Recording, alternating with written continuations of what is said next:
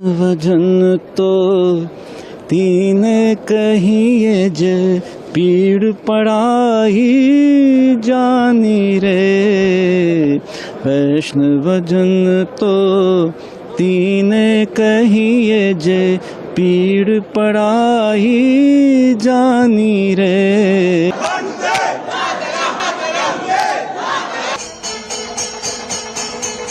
Kuwait के foreign minister ने doctor Jaishankar से बातचीत करते हुए कहा कि हम ये समझते हैं कि भारतीय वजीर आजम जो इंडियन प्राइम मिनिस्टर है वो दुनिया का सबसे वाइज लीडर है। भारत के वजीर आजम नरेंद्र मोदी कुवैत का दौरा कर रहे हैं। In the history of India and Kuwait relations, this is the first time in last 43 years an Indian prime minister is visiting Kuwait. Pakistan के 3 टुकड़े तो मुकम्मल हो गए, यानी बलूचिस्तान ये अलग हो चुका है और नॉर्थ ईस्ट फ्रंटियर पूरा तो नहीं, लेकिन जो उसका वजीरिस्तान इलाका है ये पूरी तरह से पाकिस्तान के हाथ से निकल चुके हैं। कर्नाटका के अंदर 159 बांग्लादेशीज को पकड़ा गया जो काफी बड़े रिंग लीडर्स थे। And as a matter of fact इसमें 24 पाकिस्तानी भी पकड़े गए, जो एक काफी भारी एक क्रैकडाउन कर्नाटका में भी शुरू होना स्टार्ट एकदम हो चुका है। $10.47 बिलियन की कुवैत के साथ बायलैटरल ट्रेड है उनकी,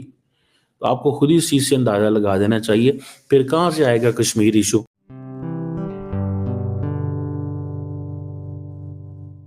नमस्ते दोस्तों, जय हिंद। निक न्यूज़ बर्नर की रिएक्शन वीडियो में आप सभी का स्वागत है।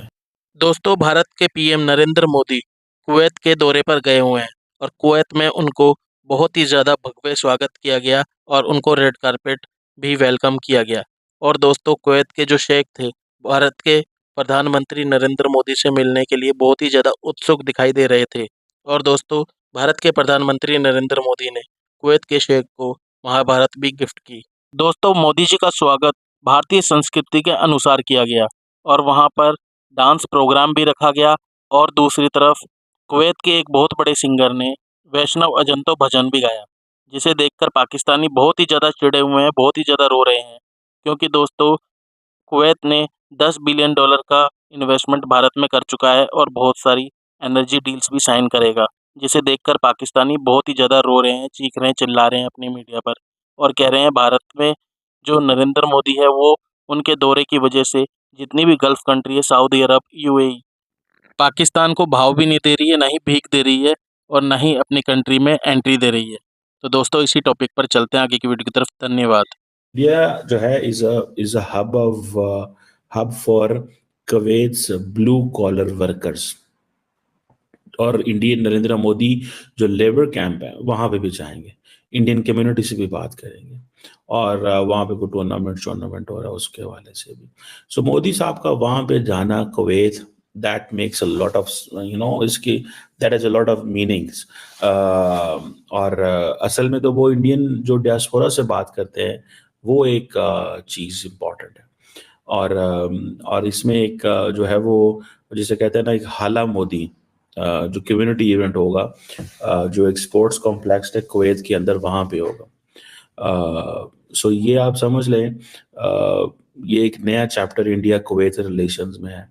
कुवैत बहुत छोटा सा मुल्क है, बट रिमेंबर नरेंद्र मोदी का वहाँ पे जाना, that gives the message, and that message is that the Middle Eastern world, the Middle Eastern countries have stopped looking India from a religious lens. They are looking India purely from a lens of a business partner. They are looking in India purely from a lens कि जिस मुल्क के साथ हमारी bilateral trade जो है इस वक्त तकरीबन $10 बिलियन से ज़्यादा है, जिसमें इंडिया जो है वो सिर्फ $8 बिलियन की इम्पोर्ट करता है, 2 बिलियन एक्सपोर्ट करता है। और अब ये तो वो बाकी है ना, जीसीसी मुल्कों को देख लें, इंडिया की जीसीसी ममालिक के साथ जो ट्रेड है दैट इज $185 बिलियन। मुझे बताएं, Pakistan 35 Pakistani soldiers have been killed and another 16 are badly critically injured. अब आप बताओ कि अभी तक कुल मिला के इस पाकिस्तानी आर्मी के साल भर में 1200 से ऊपर इनके सोल्जर्स जो हैं वो मारे जा चुके हैं। लेकिन ये कुछ भी नहीं कर पा रहे। ये जा रहे हैं, किसको कह रहे हैं कि भाई हम बांग्लादेश को मदद कर देंगे। बांग्लादेश को भी बड़ी उम्मीद थी कि साहब बांग्लादेश को मदद करेंगे, तभी ये खबर आ गई कि साहब के 35 तो यहाँ मारे गए, रोजाना मारे जा रहे हैं। इनके पूरे के पूरे इलाके जो हैं वो इनके हाथ से जा चुके हैं। और आपको मैं अगर दिखाऊं तो ये आप देख रहे हैं इधर, ये नीचे जहां पर मैं कर्सर चला रहा हूं, ये जो क्षेत्र है ये बलूचिस्तान का क्षेत्र है, ये लगभग इनके हाथ से जा चुका है। इसमें 2-4 जगहों पर जो इनके कैंट्स वगैरह हैं या ये इनकी जो राजधानी है ये क्वेटा, इसको अगर आप छोड़ दें और 1-2 यहाँ तुर्बत एरिया है, यहाँ को छोड़ दें, ये तुर्बत है, तो इनमें भी ये कैंटोनमेंट में महफूज है, बाकी सब पूरा ये इनके हाथ से जा चुका है। तो मैं सोच रहा हूँ कि इसके ऊपर मैं ये डिक्लेरेशन कर दूं कि भाई पाकिस्तान मियाँ, अब तुम्हारी फुर्सत हो गई और कम से कम ये जो क्षेत्र है वजीरिस्तान और बलूचिस्तान, ये तो अब तुम्हारे हाथ से जा चुके हैं। पाकिस्तान के टुकड़े हो गए, पाकिस्तान के 3 टुकड़े मुकम्मल। जी, मैं यह आज घोषणा कर रहा हूं कि पाकिस्तान के 3 टुकड़े तो मुकम्मल हो गए। क्या लेता देता है इनके साथ? So for Bahrain, Qatar, Oman, Saudi Arabia, UAE, Kuwait, इनके लिए कौन इंपॉर्टेंट है?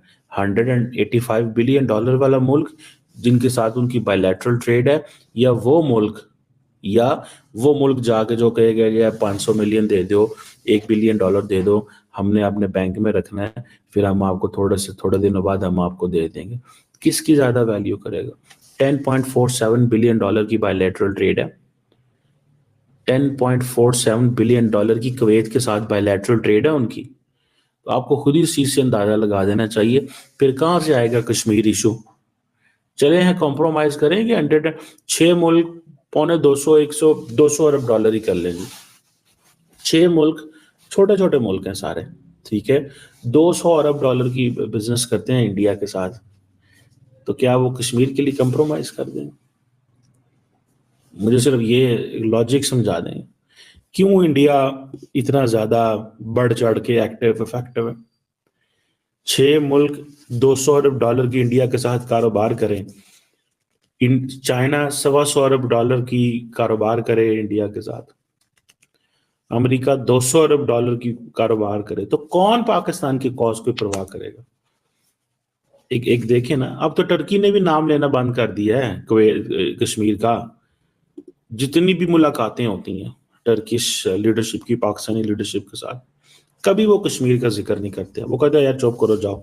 दोस्तों, अगर आपको हमारी वीडियो पसंद आई है तो प्लीज़ लाइक ज़रूर करें और साथ में शेयर करना ना भूलें। और साथ ही दोस्तों, ऐसी ही लेटेस्ट वीडियो देखने के लिए हमारे चैनल को सब्सक्राइब करें, साथ ही बेल का आइकन जरूर दबाएं ताकि सबसे पहले आपको हमारी वीडियो की नोटिफिकेशन मिल सके। धन्यवाद।